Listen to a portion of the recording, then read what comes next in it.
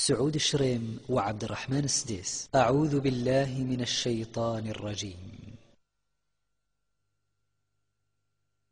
بسم الله الرحمن الرحيم. تبارك الذي بيده الملك وهو على كل شيء قدير، الذي خلق الموت والحياة ليبلوكم أيكم أحسن عملا وهو العزيز الغفور، الذي خلق 7 سماوات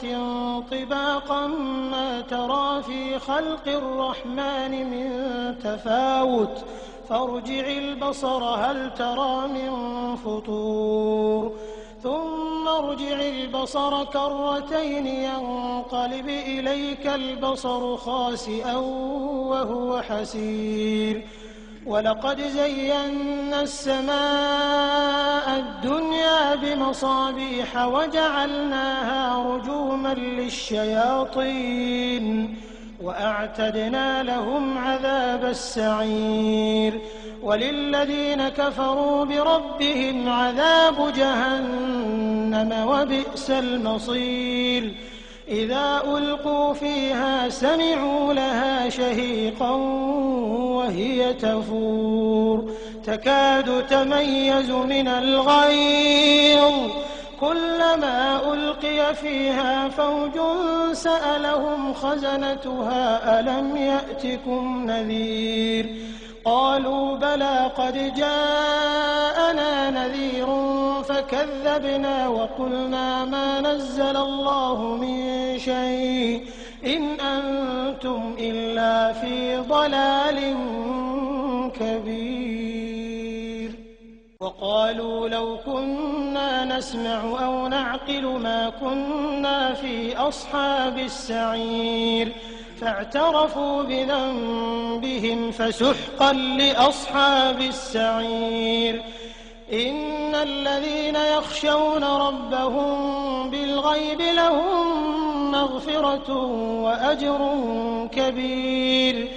وأسروا قولكم أو اجهروا به إنه عليم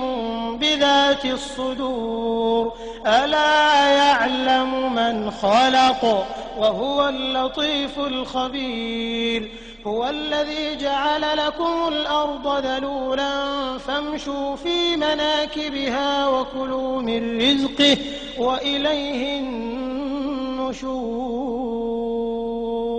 أأمنتم من في السماء أن يخسف بكم الأرض فإذا هي تمور، أم أمنتم من في السماء أن يرسل عليكم حاصبا فستعلمون كيف نذير، ولقد كذب الذين من قبلهم فكيف كان نكير، أولم يروا إلى الطير فوقهم صافات ويقبضن ما يمسكهن إلا الرحمن إنه بكل شيء بصير، أمن هذا الذي هو جند لكم ينصركم من دون الرحمن إن الكافرون إلا في غرور، أمن هذا الذي يرزقكم إن أمسك رزقه بل لجوا في عتو ونفور، أفمن يمشي مكبا على وجهه أهدى أمن يمشي سويا على صراط مستقيم، قل هو الذي أنشأكم وجعل لكم السمع والأبصار والأفئدة قليلا ما تشكرون، قل هو الذي ذرأكم في الأرض وإليه تحشرون، ويقولون متى هذا الوعد إن كنتم صادقين، قل إنما العلم عند الله وإنما أنا نذير مبين، فلما رأوه زلفة سيئت وجوه الذين كفروا وقيل هذا الذي كنتم به تدعون يعلمون قل أرأيتم إن أهلكني الله ومن معي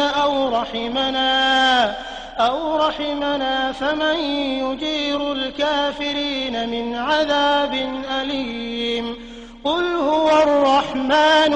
آمنا به وعليه توكلنا فستعلمون من هو في ضلال مبين قل أرأيتم إن أصبح ماؤكم